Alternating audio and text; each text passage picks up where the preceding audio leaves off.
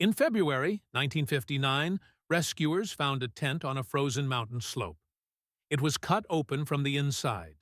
Boots, coats, and food were still inside.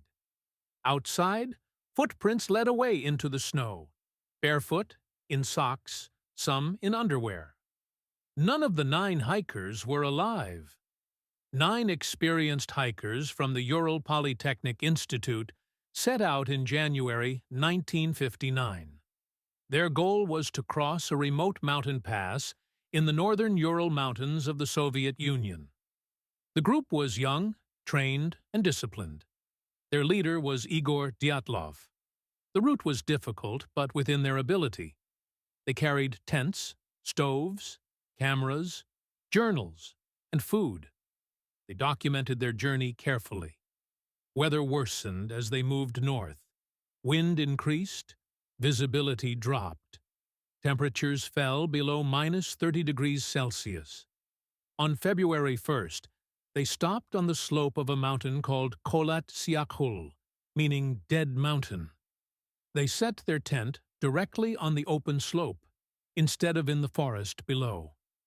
That was their last camp. They chose speed over shelter. Instead of descending to the trees, they cut a platform into the slope and pitched their tent in high wind and deep cold. They ate dinner. They changed clothes. They prepared to sleep. Something happened during the night. At some point after midnight, the tent was cut open from the inside. Not unzipped, slashed. The hikers fled. They did not take boots. They did not take coats. They did not take weapons. They did not take food. They ran downhill toward the forest, nearly a mile away. Footprints showed calm walking at first, not panic running. At the forest edge, they tried to make fire under a tree. 2 men died there first, nearly naked. Others moved back toward the tent.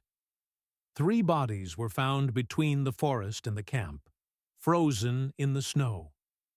The remaining 4 were not found until spring, buried under deep snow in a ravine. The bodies showed different kinds of damage. Some died from hypothermia, but others had massive internal injuries, crushed ribs, skull fractures, no external wounds to match the force.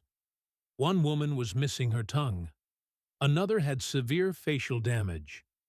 Clothes from some bodies were radioactive. Their cameras showed no clear final event.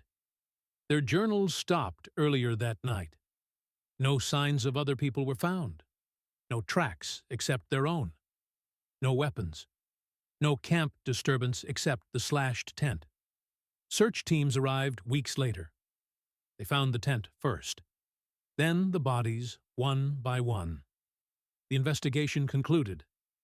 They died from an unknown compelling force. The case was sealed. Families were given no real explanation.